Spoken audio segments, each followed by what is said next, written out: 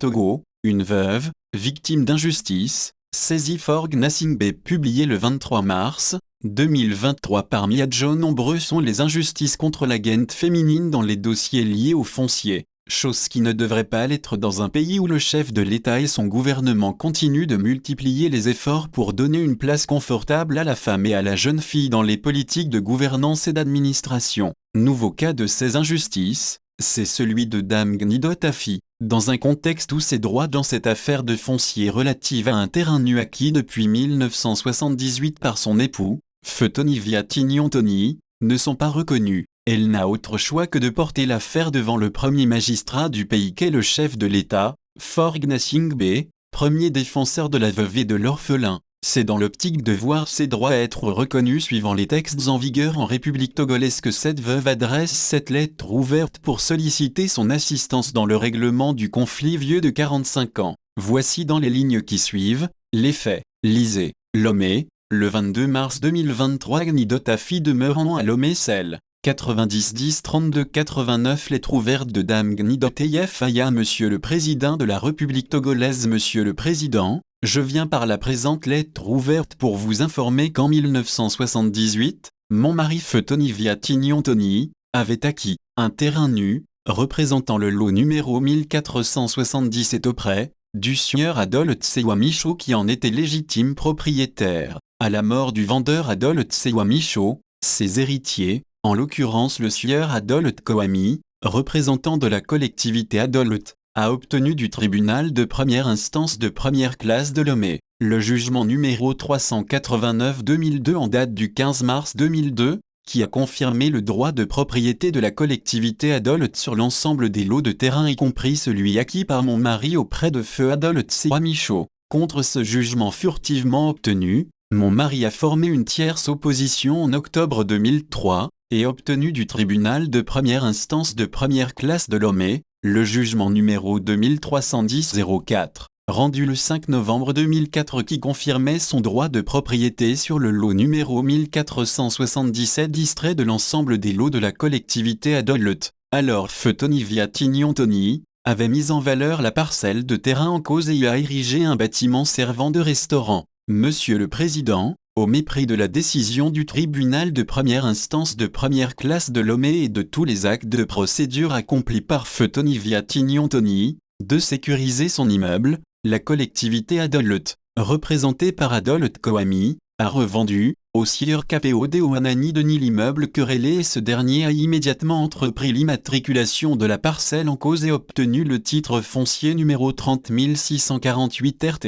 Sur la base du titre foncier obtenu, Monsieur KPO Deoanani Denis a trait, feu Tony Viatignon Tony, aux fins de voir confirmer son droit de propriété et voir l'expulser de l'immeuble querellé. Mais, le tribunal de première instance de première classe de Lomé par jugement, numéro 2189-2015 du 19 juin 2015, a une fois encore confirmé le droit de propriété de feu Tony Viatignon Tony, sur la parcelle de terrain litigieuse. Mais, Monsieur KPO Deoanani Denis, a relevé appel et par arrêt numéro 063-2021 du 10 février 2021, la Cour d'appel de Lomé a annulé le jugement du tribunal de première instance de première classe de Lomé. Monsieur le Président, aujourd'hui, les héritiers de feu Tony Viatignon Tony reprochent à la Cour d'appel de Lomé d'avoir annulé le jugement numéro 2189-2015 rendu du 19 juin 2015 par le tribunal de première instance de première classe de Lomé.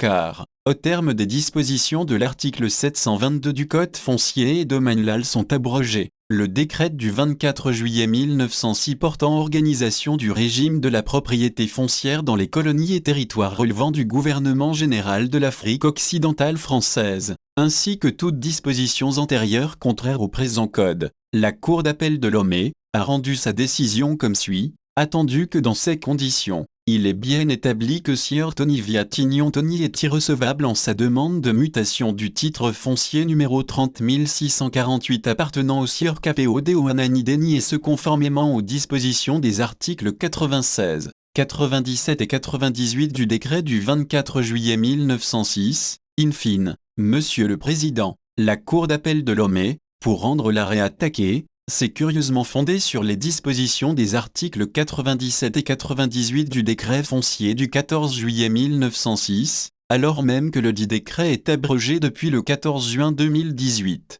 Au profit du Code foncier et domanial, les dispositions du décret foncier du 24 juillet 1906 étant abrogées, la Cour d'appel de Lomé ne saurait fonder sa décision sur le dit décret, puisqu'une loi nouvelle reçoit obligatoirement application dès sa publication au journal officiel. Cependant, la Cour d'appel de Lomé s'est obstinée à ignorer l'existence des nouvelles dispositions en la matière pour rendre l'arrêt attaqué. En se référant à la volonté manifeste du législateur, l'article 97 du décret foncier de 1906 précisait clairement « Toute action tendant à la revendication d'un droit réel non révélé en cours de procédure, in fine ». Je tiens à rappeler qu'en 2004, Feu Tony Viatignon-Tony a introduit auprès du président du tribunal de première instance de première classe de Lomé une requête aux fins de suspension de toute procédure d'immatriculation de la parcelle de terrain querellée et a obtenu à cet effet l'ordonnance numéro 00685-2005 du 24 mai 2005, régulièrement signifiée au directeur de la conservation foncière contre accusé de réception. La Cour d'appel de Lomé, en rendant sa décision, a omis de préciser que la dite ordonnance avait fait l'objet de débats en première instance et n'avait pas été rétractée à ce jour. Il en résulte que la Cour d'appel de Lomé ne pouvait pas déduire que Feu Tony Viatignon-Tony n'a pas revendiqué son droit au cours de la procédure d'immatriculation. En ce qui concerne l'application des dispositions de l'article 98 du décret foncier de 1906, les personnes dont les droits auraient été lésés par suite d'une immatriculation ne peuvent se pourvoir par voie d'action réelle, mais seulement en cas de dol, par voie d'action personnelle en indemnité contre l'auteur du dommage. L'article susvisé ne permettait pas d'attaquer un immeuble immatriculé, et la seule voie ouverte aux propriétaires lésés était une action personnelle uniquement en cas de dol. Or, au moment où la Cour d'appel de Lomé rendait sa décision, le Code foncier et domanial a admis les actions réelles sur les immeubles même immatriculés. C'est parce que le législateur togolais ne pouvait cautionner l'intangibilité ou l'inattaquable d'un titre foncier sur un immeuble acquis dans des conditions qu'il a, à bon droit, abrogé le décret foncier de 1906 qui a perdu toute valeur juridique à ce jour. La Cour d'appel, en rendant sa décision, s'est livrée à une application tendancieuse et fantaisiste, et n'a pas su se conformer aux dispositions nouvelles en la matière. Monsieur le Président, le tribunal de première instance de première classe de Lomé avait décidé, attendu qu'il est de principe que le titre foncier est inattaquable, qu'il en ressort donc de ce principe que le titre foncier en cause, ayant été confectionné en fraude à loi au détriment des intérêts du sieur Tony Viatignon-Tony, il convient d'ordonner la mutation pure et simple de ce titre au profit de ce dernier, confirme son droit de propriété sur la parcelle de terrain constituant le lot numéro 1477 en cause. En réalité, le premier juge, dans sa décision, a su faire une saine appréciation des faits portés devant lui, alors même qu'il n'existait pas encore les dispositions du Code foncier et domanial. Le juge du tribunal de première instance de première classe de Lomé était en avance sur les juges de la Cour d'appel, lorsqu'il a ordonné la mutation du titre foncier attaqué au profit de Feu Tony Viatignon-Tony, et sa décision va dans le même sens que celui des dispositions du Code foncier et domanial en vigueur. Si la Cour d'appel s'était prononcée en se fondant sur les textes légaux en vigueur et avait su tirer toutes les conséquences juridiques qui s'imposaient, elle aurait rejoint le premier juge et justifié sa décision. Ne l'ayant pas fait, la Cour d'appel de Lomé s'est écartée de la loi et sa décision en cour cassation de ce chef. Il faut rappeler qu'au terme des dispositions de l'article 46 du Code de procédure civile, le juge est tenu de trancher le litige conformément aux règles de droit qui lui sont applicables. Il doit donner ou restituer leur exacte qualification aux faits et aux actes litigieux,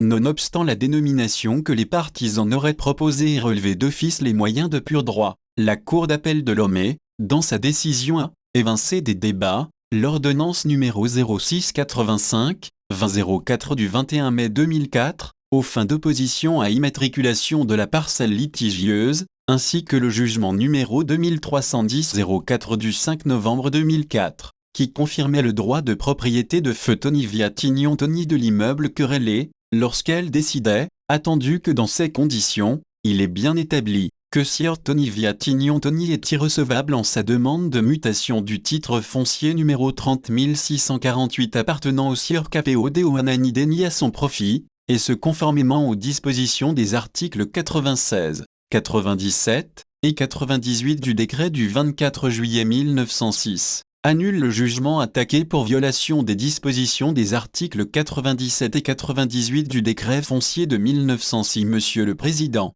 l'arrêt attaqué, en s'éloignant des éléments de pièce des débats par devant elle, n'a fait que dénaturer les faits, a manqué d'appliquer les textes en vigueur en la matière comme le prévoient les dispositions de l'article 46 susvisé. Si la Cour d'appel de Lomé avait fait une analyse approfondie, elle aurait reconnu l'existence du nouveau code foncier et domanial, elle se serait conformée au dit code, et aurait confirmé le jugement numéro 2189-2015, du 19 juin 2015, rendu par le tribunal de première instance de première classe de Lomé. La Cour d'appel de Lomé, en statuant sur le décret foncier de 1906, a manqué de donner une base légale à sa décision. Il s'ensuit que l'arrêt numéro 06321 du 10 février 2021 rendu par la Cour d'appel de Lomé, en cour cassation et annulation, pour avoir violé les dispositions de l'article 46 du Code de procédure civile. Monsieur le Président, la Cour d'appel de Lomé a méconnu le droit de propriété de feu Tony Viatignon Tony sur l'immeuble litigieux, en statuant qu'il en résulte que l'acquisition, dont se prévaut l'intimé, est émaillée de nombreux vices, la rendant ainsi nulle, surtout dans la mesure où le reçu présenté par l'intimé ne donne aucune précision sur l'identité du vendeur. Il y a lieu de constater que le reçu en date du 22 avril 1978 est la reconnaissance de vente du 6 janvier 1987 faite par le sieur Adolphe Coamy sont irréguliers et partant nuls. Or, en l'espèce, feu Tony Viatignon Tony avait acquis son immeuble depuis 1978, l'a occupé et l'a mis en valeur depuis plus de 40 ans avant sa mort en 2020. Il est indéniable que feu Tony Viatignon Tony est le propriétaire de l'immeuble litigieux conformément aux dispositions de l'article 136 du Code foncier et domanial. La propriété est le droit exclusif et perpétuel du user, de jouir et de disposer des choses et des droits. Elle confère à son titulaire un pouvoir absolu sous réserve des lois qui la réglementent. Cependant,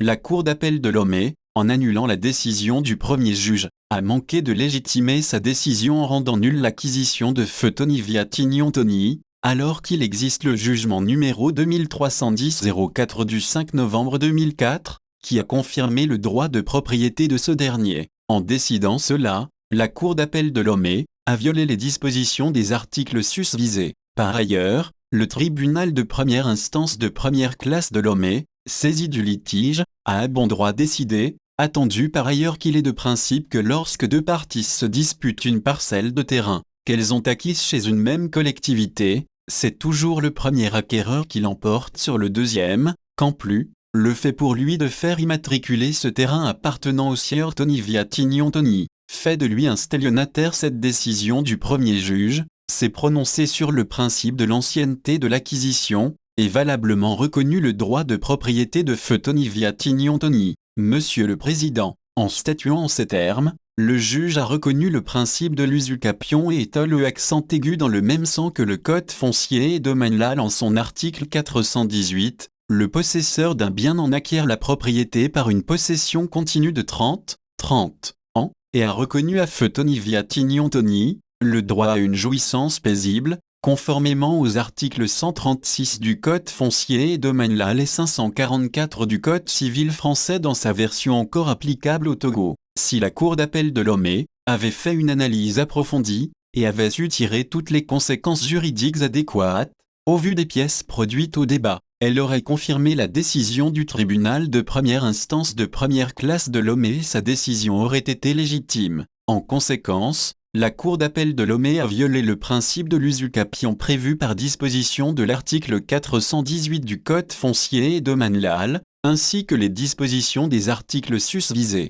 Il convient dans ces conditions, casser et annuler l'arrêt attaqué en toutes ses dispositions. Monsieur le Président, pour confirmer le droit de propriété du sieur KPOD Ouanani Deni sur la parcelle objet du litige, la Cour d'appel de Lomé a statué comme suit que l'intimé tente de faire croire que le concluant a frauduleusement fait immatriculer la parcelle litigieuse, qu'ainsi, C'est sans fondement sérieux que le premier juge a suivi l'intimé en déclarant frauduleux le titre foncier du concluant, qu'il ait rejeté ce moyen comme non fondé. Bénéficiant du principe de l'usucapion, le droit de propriété de feu Tony Viatignon Tony, sur l'immeuble querellé n'est plus à démontrer, mais alors qu'il était encore en procédure au pourvoi, le sieur Capéo Ananideni a procédé à l'immatriculation de l'immeuble, au terme des dispositions de l'article 257 du Code foncier et domanial. La fraude s'entend de toute manœuvre tendant à faire immatriculer en cours d'instance un immeuble objet de contestation soit devant l'autorité administrative,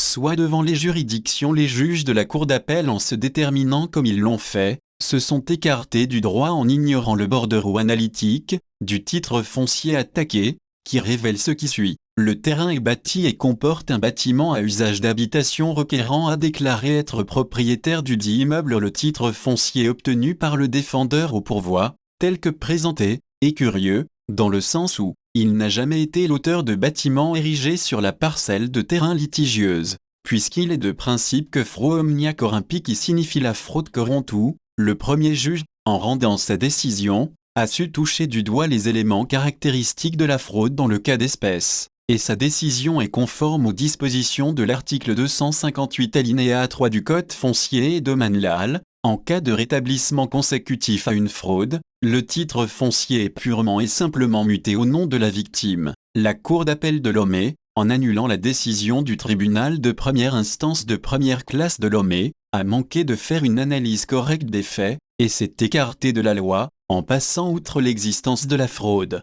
se prononçant uniquement sur l'existence du titre foncier en cause, d'où il suit qu'elle a violé les dispositions de l'article 258 alinéa 3 du Code foncier et domanial. Dans ces conditions, l'arrêt attaqué en cour cassation de plein droit. Monsieur le Président, je me permets de faire le rappel des dispositions concernant le titre de propriété et du titre foncier dans le nouveau Code foncier et domanial. Article 136. La propriété est le droit exclusif et perpétuel du user, de jouir et de disposer des choses et des droits. Elle confère à son titulaire un pouvoir absolu sous réserve des lois qui la réglementant. Article 137. Nul ne peut exercer son droit de propriété dans l'intention de nuire à autrui. Article 138. La propriété s'étend aux fruits et produits de la chose et à tout ce qui s'unit à elle par accession naturelle ou artificielle. Article 139. La propriété ne se perd pas par le non-usage. L'action en revendication perpétuelle. Article 140.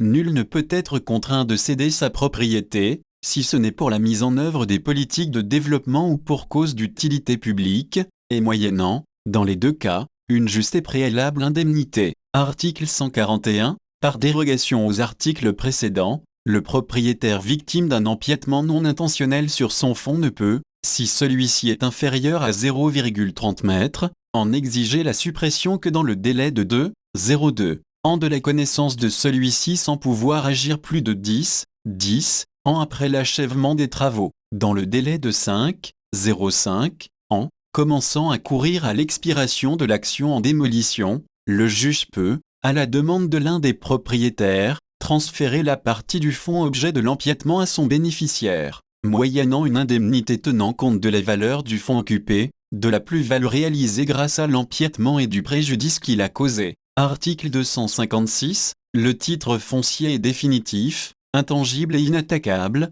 sauf en cas de fraude ou d'erreur. Il constitue, devant les juridictions, le point de départ unique de tous les droits réels existant sur l'immeuble au moment de l'immatriculation. Article 257. La fraude s'entend de toute manœuvre tendant à faire immatriculer en cours d'instance un immeuble objet de contestation soit devant l'autorité administrative, soit devant les juridictions. Article 258. La contestation visée à l'article 257 du présent code est prouvée, soit par une attestation de l'autorité administrative, soit par une attestation d'instance délivrée par le greffier en chef de la juridiction saisie, soit par une attestation d'assignation et le récépissé d'enrôlement. L'action en revendication d'instance délivrée par le greffier en chef de la juridiction saisie, soit par une attestation d'assignation et le récépissé d'enrôlement. L'action en revendication du droit de propriété foncière ouverte à elle partie lésée doit être introduite en un délai préfixe de 2,02 ans à compter de la date de la découverte de la fraude, sans préjudice des dommages et intérêts conformément aux règles de droit commun, Cette action s'éteint dans un délai de 5,05 ans à partir de la date d'établissement du titre foncier. En cas de rétablissement consécutif à une fraude, le titre foncier est purement et simplement muté au nom de la victime. La juridiction saisie condamne l'auteur de la fraude à réparer le préjudice subi par la victime. Article 259. L'erreur consiste en l'immatriculation d'un immeuble au nom d'autrui suite à une erreur d'identification et de positionnement lors du bornage contradictoire sur le terrain ou sur le plan cadastral par l'administration publique, si elle en a toujours la possession. En cas de rétablissement consécutif à une erreur, le titre foncier est purement et simplement muté au nom de la victime suivant la procédure prévue à l'article 268 du présent code, et les frais y relatifs intégralement supportés par le Fonds de garantie foncier. Article 260. En cas de fraude ou d'erreur, l'hypothèque consentie par le débiteur non propriétaire conserve son effet.